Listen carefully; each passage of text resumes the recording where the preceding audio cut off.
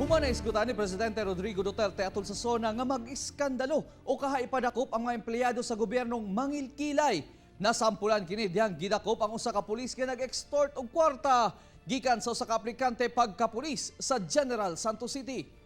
Gidakop sa iyang mismong mga kabaro si Police Senior Master Sergeant Arnel Abiliera pinaagi sa entrapment operation nga gikasa sa elemento sa IMEG o Integrity Monitoring Enforcement Group sa Police Regional Office 12 sa General Santos City. Si Abiliera nagtrabaho sa Regional Health Service 12 ug sumala pa gipangayuan og 50,000 pesos ang usa ka aplikante pagka-pulis aron sigurado kunong makapasa sa neurotest. Apan nahinumduman sa igsuon sa aplikante ang mando ni Pangulong Duterte sa iyang sona mahitungod sa mga nangapangilkil busa misumbong kini sa IMEG. Kasong robbery extortion, pagsupak sa RA 3019, Anti-Graft and Corrupt Practices Act o RA 6713, Code of Conduct and Ethical Standards for Public Officials and Employees ang atubangon ni Police Senior Master Sergeant Arnel Abiliera.